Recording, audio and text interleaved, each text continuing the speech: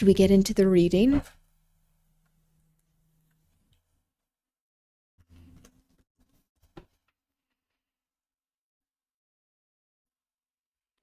Okay. Putting on my gloves.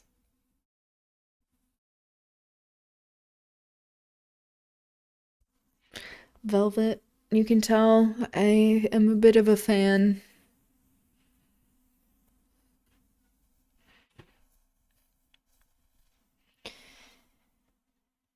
So, where we left off, Nellie is still trapped at Wuthering Heights. She's been there for about 5 days, which is concerning, and she doesn't know what has happened to Catherine.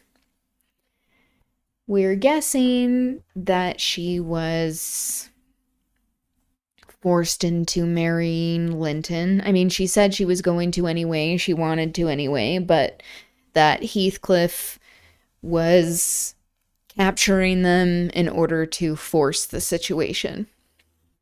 So, Chapter 14. On the 5th morning, or rather afternoon, on a different step approached lighter and shorter, and this time the person entered the room. It was Zillah, donned in her scarlet shawl, with a black silk bonnet on her head, and a willow basket swung to her arm. "Eh, dear Mrs. Dean!" she exclaimed. "Well, there is a talk about you at Gimmerton. I never thought, but you were sunk in the Black Horse Marsh, and Missy with you, till Master took... Nope. Till Master told me you'd been found, and he'd lodged you here.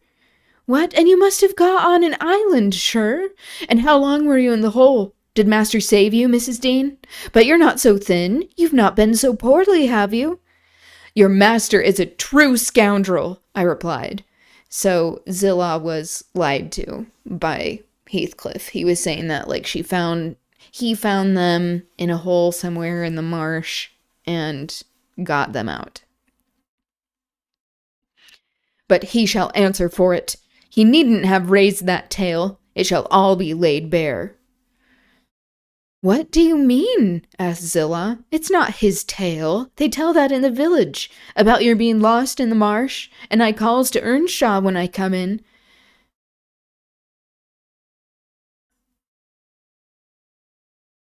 Oh, so this is her still talking. Okay. "I calls to Earnshaw when I come in. They's queer things, Mr. Hareton, happened since I went off. It's a sad pity of that likely young lass, and can't Nellie Dean." He stared. I thought he had not heard aught, so I told him the rumour. The master listened, and he just smiled to himself and said, "If they have been in the marsh, they are out now, Zillah. Nellie Dean is lodged at this minute in your room. You can tell her to flit when you go up. Here is the key. The bog water got into her head, and she would have run home, quite flighty, but I fixed her till she came round to her senses. You can bid her go to the Grange at once, if she be able, and carry a message from me that her young lady will follow in time to attend the squire's funeral." "Mr. Edgar is not dead?" I gasped. "Oh, Zillah, Zillah!" No, sit you down, my good mistress," she replied. "You're right sickly yet. He's not dead. Dr. Kenneth thinks he may last another day. I met him on the road and asked."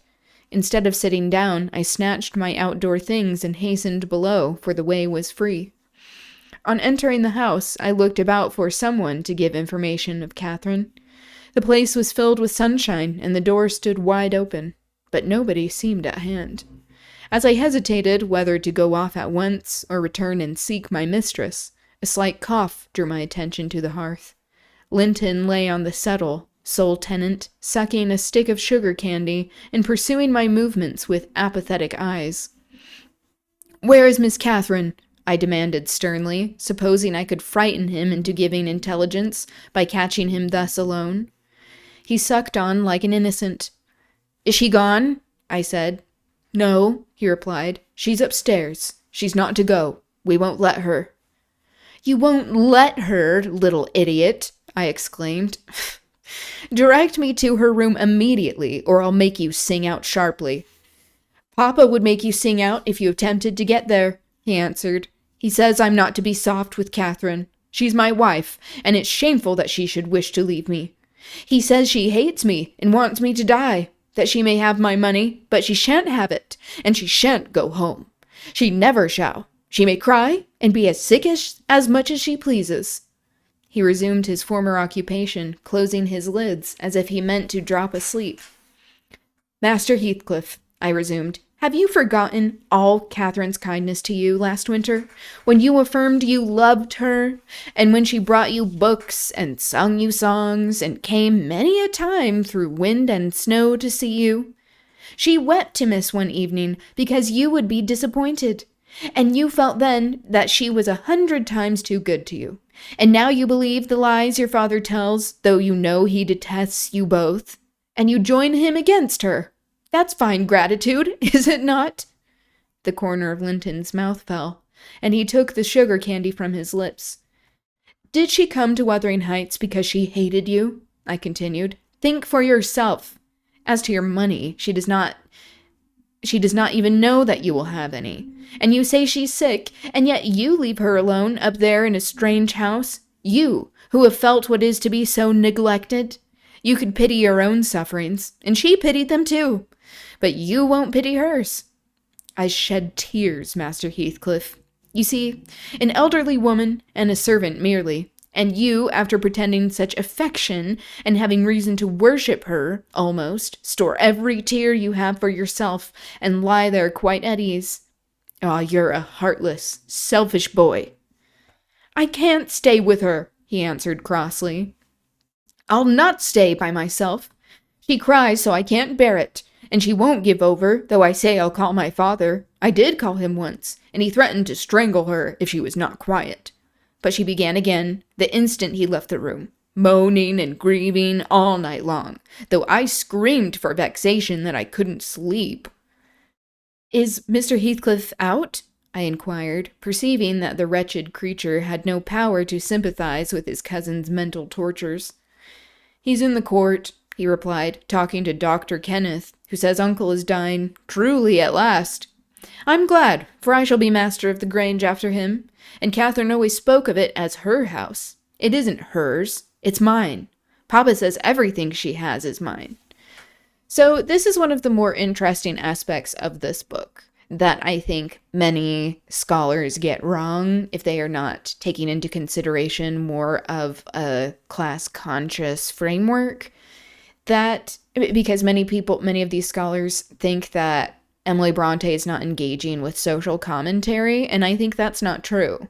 I think she is engaging deeply with commentary on status and class, and the fact that women can't own property. That is a major theme. That is why, or one of the reasons we can't assume that Catherine the Elder got married, why her daughter is feeling compelled to be married, to marry her cousin, that all of this incestuousness is a result of wanting to keep properties and family, that there is this patriarchy and sexism that is preventing women from owning property, as well as race that normally would prevent Heathcliff from owning property, except for him marrying into an upper class and also gaining some capital for himself, gaining money beforehand, which allowed him to marry into a class. Okay. "All her nice books are mine. She offered to give me them, and her pretty birds, and her pony Minnie, if I would get the key of our room and let her out. But I told her she had nothing to grieve. They were all mine." Yeah, sadly, he's not wrong. Uh-oh, did this fall out? Okay.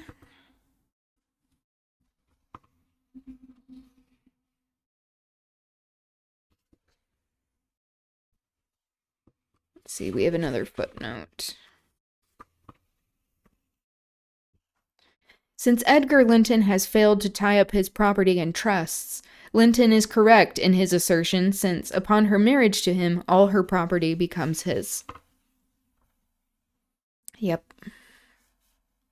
It's Patriarchy. And then she cried and took a little picture from her neck and said I should have that. 2 pictures in a gold case. On one side her mother and the other her uncle, and the other uncle when they were young. That was yesterday. I said they were mine too, and tried to get them from her. Spiteful thing wouldn't let me. She pushed off and hurt me.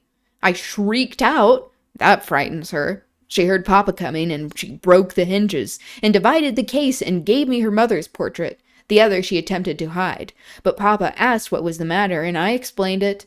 He took the one I had away and ordered her to resign hers to me. She refused, and he struck her down and wrenched it off the chain and crushed it with his foot.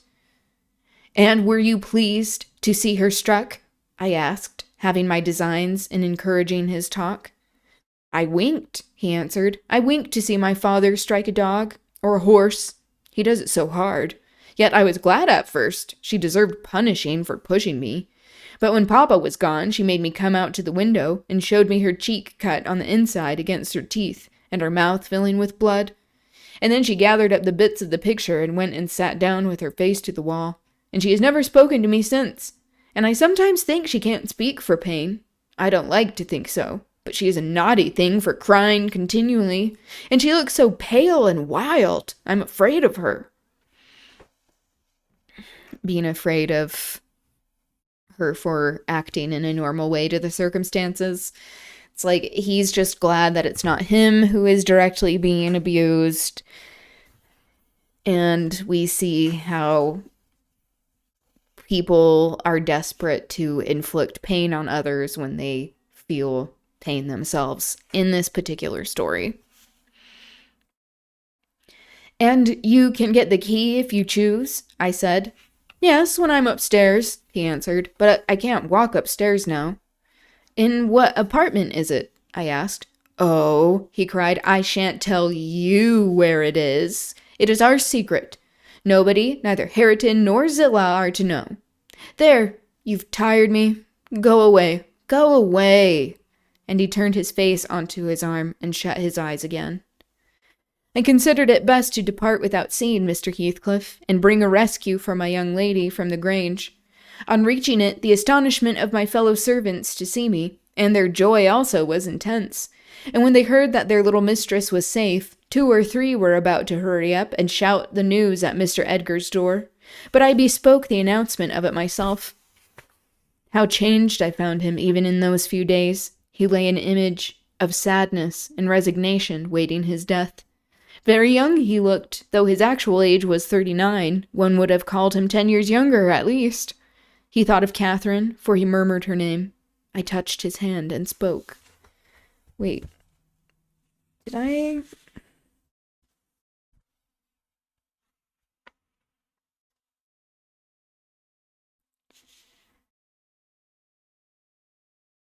So she was able to leave.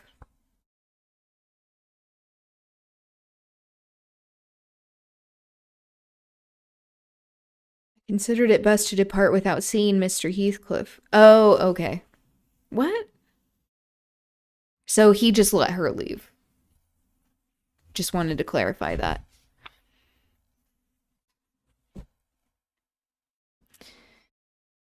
Catherine is coming, dear master, I whispered. She is alive and well, and will be here, I hope, tonight. I trembled at the first effects of this intelligence. He half rose up, looked eagerly round the apartment, and then sunk back in a swoon. As soon as he recovered, I related our compulsory visit and detention at the Heights. I said Heathcliff forced me to go in, which was not quite true. I uttered as little as possible against Linton, nor did I describe all his father's brutal conduct, my intentions being to add no bitterness, if I could help it, to his already overflowing cup. So he just has no idea what's going on, that his daughter was forced into this marriage. He divined that one of his enemy's purposes was to secure the personal property as well as the estate to his son, or rather himself.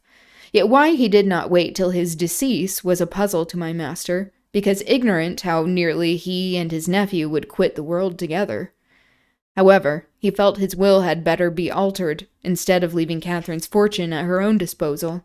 He determined to put it in the hands of trustees, for her use during life, and for her children if she had any after her. By that means, it could not fall to Mr. Heathcliff should Linton die. Having received his orders, I dispatched a man to fetch the attorney, and 4 more provided with serviceable weapons to demand my young lady of her jailer. Both parties were delayed very late. The single servant returned first. They go with weapons. Okay. He and Mr. Green, the lawyer, so just like ordering servants to be like threatening Heathcliff, what is he gonna do? He said Mr. Green, the lawyer, was out when he arrived at his house, and he had to wait 2 hours for his re-entrance, and then Mr. Green told him he had a little business in the village that must be done, but he would be at Thrushcross Grange before morning. The 4 men came back unaccompanied also. They brought word that Catherine was ill, too ill to quit her room, and Heathcliff would not suffer them to see her. I scolded the stupid fellows well for listening to that tale, which I would not carry to my master, resolving to take a whole bevy up to the Heights at daylight and storm it, literally, unless the prisoner was quietly surrendered to us. Her father shall see her, I vowed, and vowed again, if that devil be killed on his own doorstones in trying to prevent it. Happily, I was spared the journey and the trouble. I had gone downstairs at 3 o'clock to fetch a jug of water, and was passing through the hall with it in my hand, when a sharp knock at the front door made me jump. "Oh, it is Green," I said, recollecting myself. "Only Green." And I went on, intending to send somebody else to open it, but the knock was repeated, not loud, but still opportunately.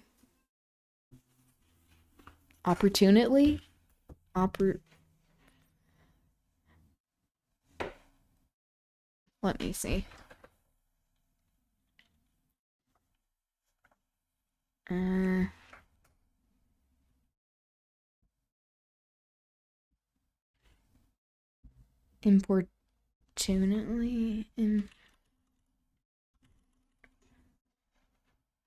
Importunately. What? Where's... Importunate. Okay, so it is unfortunately. Whoops. Where was I? But still, importunately. I put the jug on the banister and hastened to admit him myself. The harvest moon shone clear outside. It was not the attorney. My own sweet little mistress sprung on my neck, sobbing. Ellen, is Papa alive?" "Yes," I cried. "Yes, my angel, he is. God be thanked, you are safe with us again." She wanted to run, breathless as she was, upstairs to Mr. Linton's room, but I compelled her to sit down on a chair and make her drink, and washed her pale face, chafing it into a faint color with my apron. Then I said I must go first and tell of her arrival, imploring her to say she should be happy with young Heathcliff. She stared, but soon comprehending why I counseled her to utter the falsehood, she assured me she would not complain.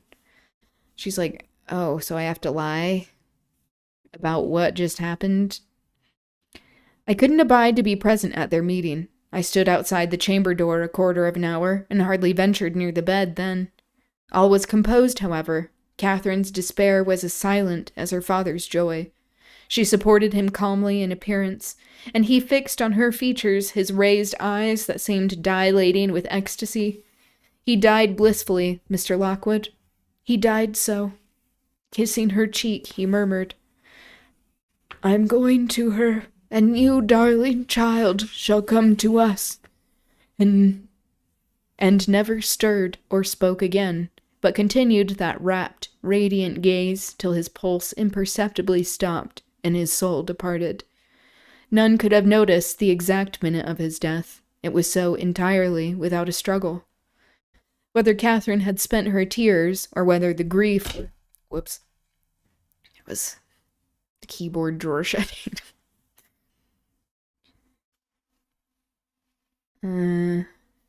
Or whether the grief were too weighty to let them flow, she sat there dry-eyed till the sun rose. She sat till noon, and would still have remained brooding over that deathbed, but I insisted on her coming away and taking some repose. It was well I succeeded in removing her, for at dinner time appeared the lawyer, having called at Wuthering Heights to get his instructions how to behave. He had sold himself to Mr. Heathcliff, and that was the cause of his delay in obeying my master's summons. Fortunately, no thought of worldly affairs crossed the latter's mind to disturb him after his daughter's arrival. Mr. Green took upon himself to order everything and everybody about the place. He gave all the servants but me notice to quit. He would have carried his delegated authority to the point of insisting that Edgar Linton should not be buried beside his wife, but in the chapel with his family. Oh, so Heathcliff is like, so now Linton owns the place officially. So technically I own the place because he controls Linton. He is not letting Edgar be buried next to Catherine because Heathcliff still loves Catherine. So not fulfilling Edgar's last wishes and also completely rearranging the kind of living happening at the Grange. All of the servants are dismissed except Nellie.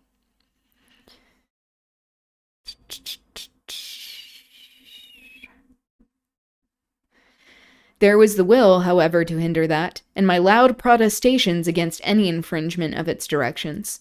The funeral was hurried over. Catherine, Mrs. Linton Heathcliff now, was suffered to stay at the Grange, till her father's corpse had quitted it.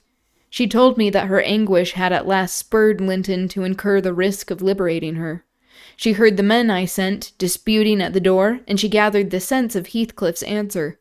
It drove her desperate. Linton, who had been conveyed up to the little parlor soon after I left, was terrified into fetching the key before his father reascended. He had the cunning to unlock and relock the door without shutting it, and when he should have gone to bed, he begged to sleep with Hareton, and his petition was granted for once.